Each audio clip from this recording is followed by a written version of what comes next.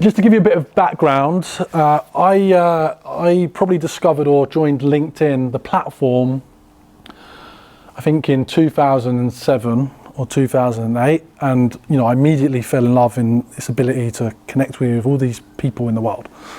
And then it wasn't necessarily my ambition actually, but I ended up joining LinkedIn as a company, and I loved it when I got there. It's a phenomenal business, one of the most exciting cultures, surrounded by thousands of high performers, massive earnings potential, and I loved it even more. But what I realised actually, that LinkedIners, what we call LinkedIners, people that work at LinkedIn, didn't use LinkedIn very well. So we'd go and consult businesses and executives and be like, you should do this on LinkedIn. And we weren't that good on LinkedIn ourselves because we just took it for granted. We work here. So I made it my goal to become good on LinkedIn while I was at LinkedIn. And actually the goal that I set myself is, do any of you know Sales Navigator? Do you know, have you ever heard of the Social Selling Index? Social Selling Index is like a score out of 100 based on your usage of LinkedIn. And they still have it, I believe, if you can do a search on it, yeah? So I decided that I wanted to be the #1 social seller at LinkedIn, on LinkedIn. And I literally, over 6 months, became the #1 LinkedIn social seller on LinkedIn, at LinkedIn, in the whole world. I mean, I was the #1 guy, and I held that for a year. In fact, it was like 2 years. And I mean, I got obsessed. Like, I literally decided that I'll tell you now, when I got there, it was like winning the Olympics. I never actually, I talked about my rowing career, I never made Great Britain, and that's probably driven me a long time. I got into like the top 12 in the country, and I never made the cut to get the top 10, which was required to represent Great Britain. So I got close, and that's probably driven me on. But winning and being the top #1 social seller at LinkedIn was like winning an Olympic gold medal, and it sent me over the top. Now, for my colleagues, they had no interest in it. Like, I would be like, oh, like, I've just got into 50, and they're like, James, I don't care. Like, and I'd be like, I'm at 40, I'm at like 30, and eventually I cracked the top 10. And then what I used to do is I used to call up the top 10 around the world, and I'd be like, look, I'm now number 10.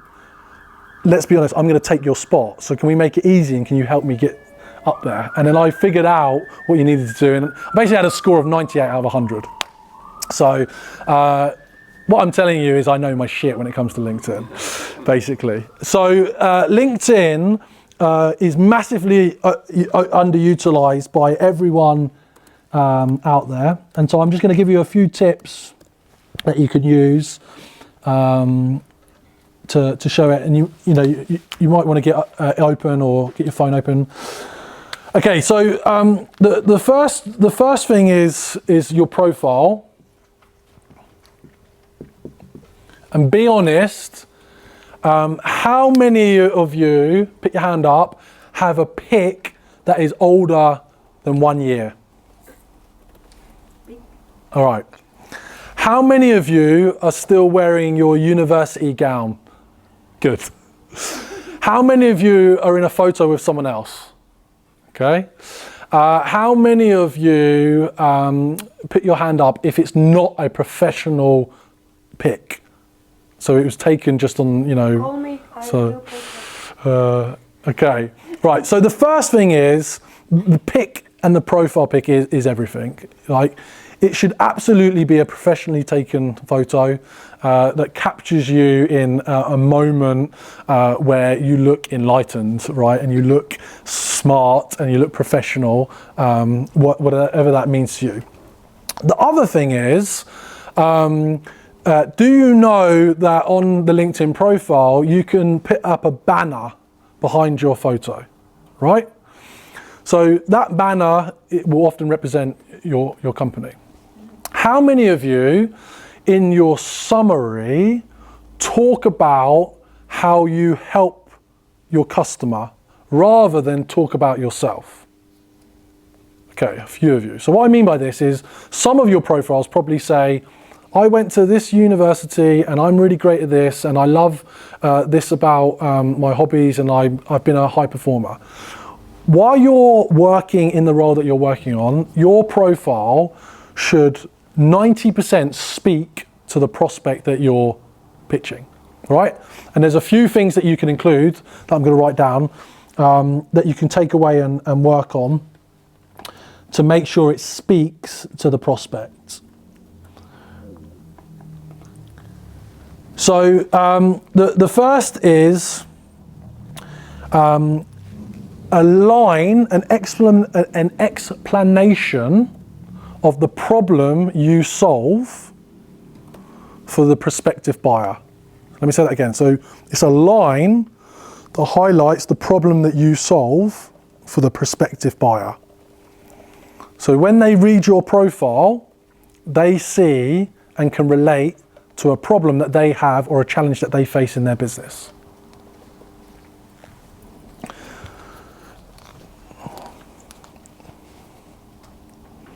The second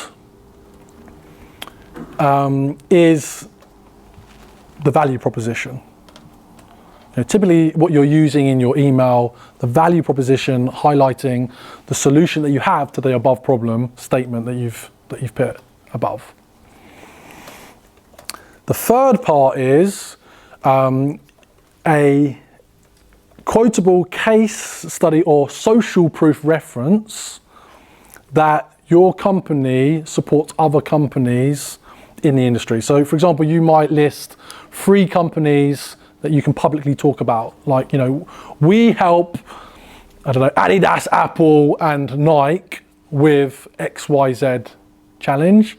And we have a number of success stories that proves what we do. The fourth part is then a call to action, which is, if this resonates with you, please connect with me on LinkedIn.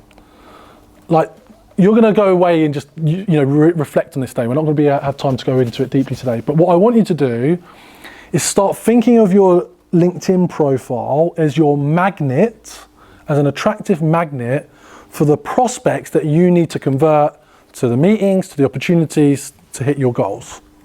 Not as an advertisement for you, for how great you are, what you've achieved in your career, where you went to school. That is already on there, right, listed. But what people that you're talking to want to understand is how you're going to help them solve their problem. So it should be that way focused for you to get the most value out of those connections that you're sending. How many of you have a premium account, like so it's kind of upgraded? Do you know? Does anyone know how much it is now? What is it a month? 50 euro. From 50 starting. £50 a month? Yeah. Okay. So some of your company will give it to you. I think if you get Sales Navigator, it automatically goes premium. Basically, you now have the ability to put in a custom link in your profile. So a custom link basically is a link where someone can actually book an appointment directly into your calendar when they look at your profile. Or they can go directly to your website, or they can go directly to another web link, and wherever you appear, it shows up. So if you get out your mobile phone, let's make sure this works.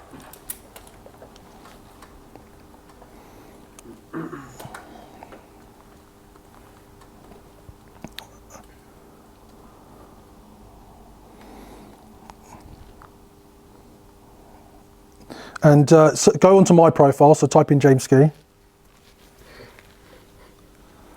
How I started to be number one. I just want to go.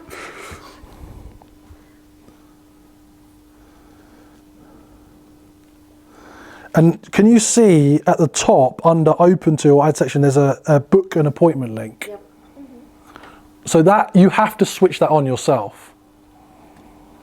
So if you've got a premium, basically you can go to the edit profile section and you can add a custom link to your calendar booking and your, like it's there if you want to see it, if you can't see it. Yes. Oh, you got it? Yeah. And it goes to calendar. Yes, and it goes directly into my calendar. Instead of recruiters, like booking. They're unlikely, I mean, why be afraid though? That's all I right. like Yeah. this photo. Thanks. Okay, so that's a custom link that you can add to your profile, right? The next thing is you can feature content. So the next part of LinkedIn, so what I've just described there is basically, just setting up your profile a bit more effectively. No one's going to look at your profile unless you're connecting them. How many connections max can you now connect with people on LinkedIn per week? 100. It's 100. How many of you last week sent 100 connection requests? Yeah, I think Okay. How many sent 50?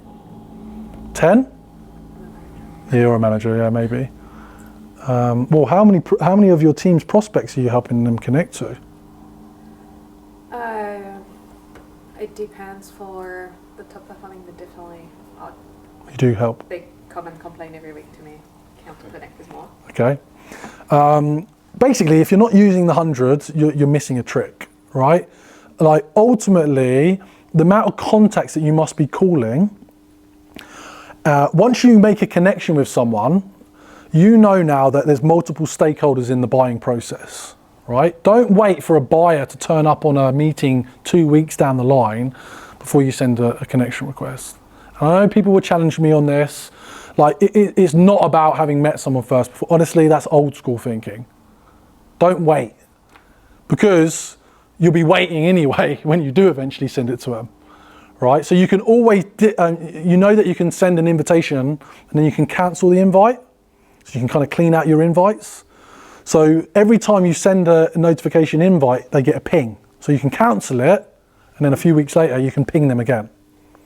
But it's at some moment when you can't connect again if you've done it by mistake or unsend this. Yeah, you can cancel it. Cancel it, and later it will be possible to add again. Correct. Okay. Okay. So that's just at the end of the day, cliche, network is your net worth and all that, but also you need to be connecting with your multiple stakeholders in the buying process up front. So you're starting to infiltrate that business with your brand. You are the brand voice for your company. Don't wait for your marketing team to be that. You are. How many of you post on LinkedIn once a week? Put your hand up. How many of you post twice a week? How many of you post 3 times a week? 4 times a week? 5? Every day? Got Gaggle. Okay, so you repost. Gaggle is like a content syndication platform. You need to start having a voice on LinkedIn, and you need to be setting out a structure on how you can effectively do that. So a couple of points to think about when you're posting. You need to start the content, the post, with a hook. So a thought-provoking question that pulls someone into the content. So for example, what would be an interesting hook?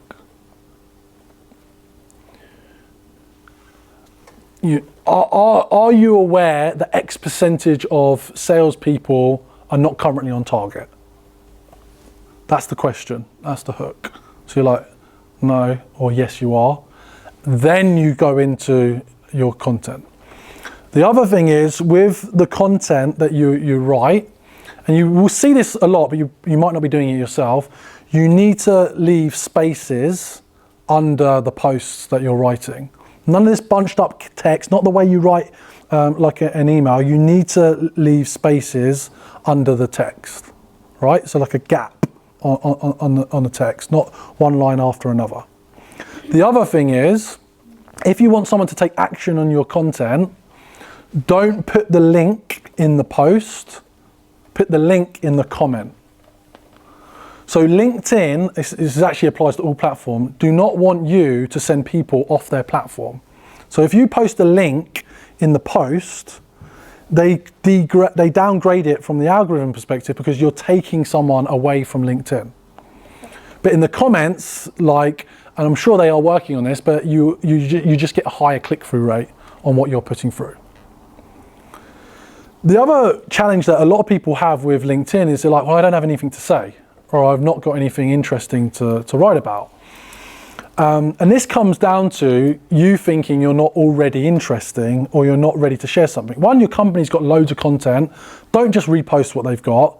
Rewrite in your words what they've said and then put the link to their post in the comments. So marketing is still happy that you're talking about them, but you've rewritten it in a way that's actually going to get traction, not just a repost. The other thing is you can document, and this is a bit of a Gary Vee line if you love him or hate him, but you know, Gary Vee talks about document, don't create. Documenting the journey rather than trying to create something that like shows you to be really smart and important. Document basically says a learning that you've had of the day. Your hook could be, I just got off the phone with a prospect at a FTSE 100 company. This is what I learned. Problem, problem, problem. This is our solution. Or I just came out of a meeting with my manager. This is what I learned. These are 5 things that I can do to improve my success in my role. I just came back from holiday and this is what I learned about taking a break. Like what you're doing is you're documenting and you're updating your network on the journey rather than waiting to the point, which most people do on LinkedIn. I've got a new job, here's my update. The only time you see most people on LinkedIn is when they've got a new job or when they haven't got a job. Or the company's raised funding, or they've got a new product launch, or they're trying to promote an event. Like that doesn't drive the engagement. So, you know, whatever experiences that you're gaining, document them. Because that then starts to engage and tells people about the journey. The events that you're going with, I just met this person at this networking event, and I learned this. Does that make sense on how you can leverage your experiences on how you're learning to do what you do rather than waiting until you're very good at what you do? For example, I've just done my first week of onboarding. I've learnt that our product helps XYZ companies do this. Fine, easy. Yeah, so document, don't create. Don't try and invent the wheel. Don't feel like you have to be some influencer. Just document what's happening in your week. And that's a really easy way to break through the barrier. Any questions on that? And to add with people, to mention with people whom you met. Yeah, 100%. You know, Tag at people, right, that you've experienced something positive with, and that's also going to trickle down the impact. So it'd be all related to the company or also personal? Mixed. Like just on that point, people follow people. No one really cares about the company you work for. They care about you and what your company might do for them, but it starts with you. Any other tips or tricks that other people are using? Have you got something to share?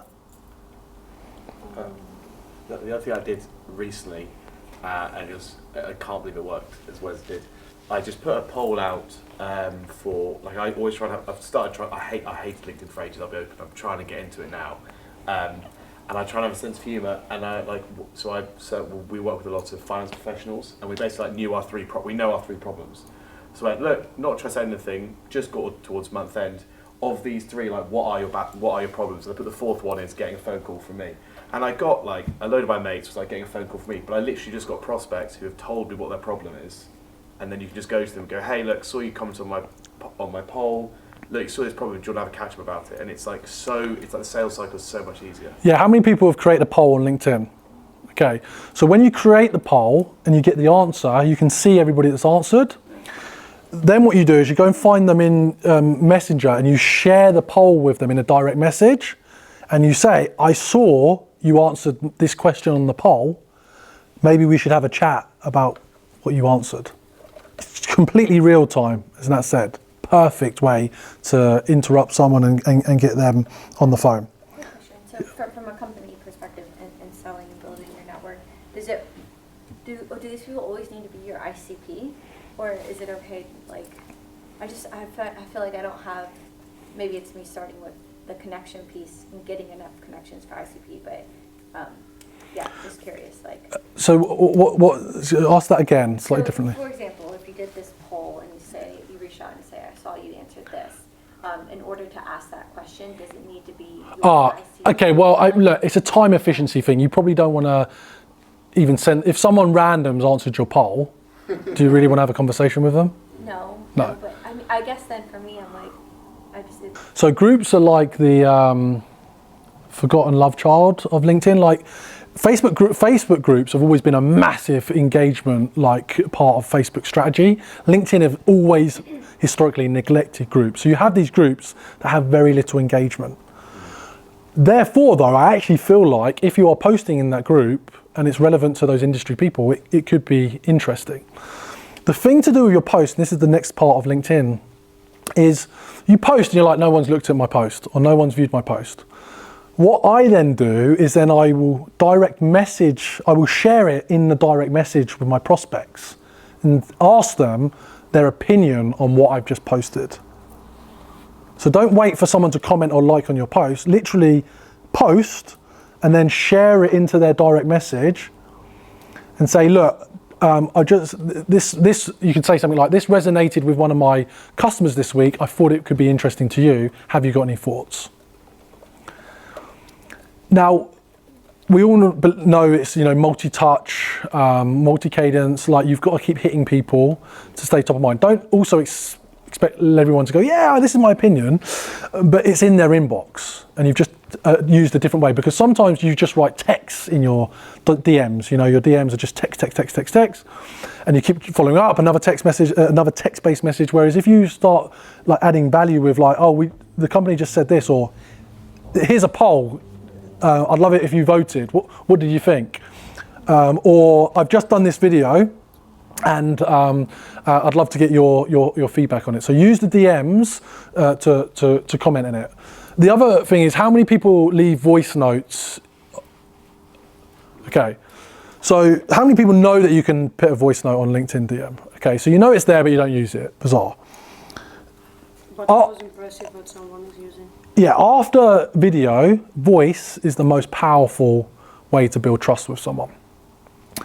And while I believe that most people don't listen to voicemail on their phones anymore, like I do think that's just a habit, they do listen to them on LinkedIn. They can't avoid them, and there's a lot of intrigue in when a voice note. When I come and get a voice note, even like you get them all the time. He's messaged. I've ignored it. Oh, he's finally put a voice note. What's he said? Boom. 30 seconds, a minute max. Leave your voice note. Add value. A bit similar to structure of the cold call. We're going to cold calling later. And then bump it, as in like, use a emoji finger and say, hey, I'd love to get your thoughts. I just left you a 30-second overview of what I wanted to talk to you about. So voice notes are super powerful from a direct messaging perspective. One of my things is, it's very controversial, but I always tell my team that when they connect with someone, they should put a line in the request. One, because if they do, if the person accepts, it gives them the permission to pitch, where I feel it irritating people who are like just connecting, you accept, and then they go into pitching. No, like we're connecting, like hold on. But if they accept with the line and you tell them that you're going to pitch them and accept it, well, yeah, it's a highway to pitch. So I do agree that putting a bespoke message when you're connecting with someone is the best way to go. However, also just to kind of different views, I also do think it's okay just to connect with someone. And I also believe that there is this massive echo chamber on LinkedIn for all sorts of do's and don'ts. You got to figure out what works for you. I can tell you now, and you might have even had messages with me, I'm not that bothered. One, I don't care about being ignored. I just want to have the attention of my audience, because at the right time, when they think that I am the person that can solve their problem or help them, I want to be the top of mind person. If you sit there and you're like, I'm not going to connect with this person because I'm worried that they might say, like, you're just losing out. It's quite simply, right? So that goal to get to the 100K, like, figure out what you need to do each week to get out your 100 connections. That's a free tool. right? And spreads your message and spreads your word. So how many of you in the last week have posted a video on LinkedIn? How many of you have done it in the last month? 2. How many people have posted this year a video on LinkedIn? I'm afraid to do video. Okay. In a thread or No, this is a video. message? Private message? Yeah. Okay, cool. All right, so video is massively underutilized on LinkedIn. There are tools out there like Vidyard that you can check out, which are effective. But actually, again, in a direct message, you can literally drop directly into LinkedIn a video to someone. It's another approach, it's another way to do it. And do you know what it's all about? It's all about having confidence and just doing it. And this is another action you can proactively take. And we're going to do one now. Stand up. Before we go to lunch, everybody get out their phone. Right, it's going to be noisy around it. It doesn't matter, right? And literally, all you're going to do in less than a minute is you're going to put your phone in front of you, and then you are going to pitch your value proposition as if you were talking to one of your prospects that would value your company, product or service, and you're going to explain to them the benefits, and then you're going to thank them for listening to you and tell them, bless you, that you look forward to connecting with them. I don't even want you, you're going to take one moment to think about it, and now you're going to start doing it, right? Got it? Is that clear? We're just filming it or straight into LinkedIn. No, straight into your phone. I was like, Yeah. blimey, that's Yeah. That is bold. Straight into LinkedIn, or into your mobile. Okay, go. I'm Max. I saw you're ahead of Absolutely buzzing. We are having our very first 100k club kickoff, hosted kindly by Jiminy. And honestly, it's been super impactful, the confidence that people are getting in their belief that they can earn over 100k in the next 2 to 3 years. I feel like this is an absolute privilege and gift to be supporting people in their career. It's amazing to see how much fun everyone's having, how engaged the group is, and I look forward to going on this pathway to helping 1,000 people in the next 3 years earning over 100k per year. If you couldn't make today and you want the framework for earning 100k, type the word framework in the message in the comments and I'll hit you up. Cheers. Bye, I told you hello. All right. Melvin's still going. All right. Okay, already. You're okay. Yeah. So, how nervous did people feel doing that? Yeah. How many, especially I noticed again, how many people flicked their hair and was like, okay, how do I look?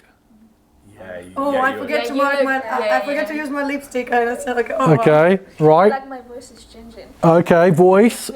Right, there are. I'm looking at my emotions and my mouth, like how my face is moving. Okay, so here's just like the final piece on LinkedIn. I could do a whole day on this, but I just want to give you some tips. And this one on video, and this comes back to confidence, right? You've got to own your own face. You look how you look. You sound how you sound. Your nationality is the nationality. Your color is your color.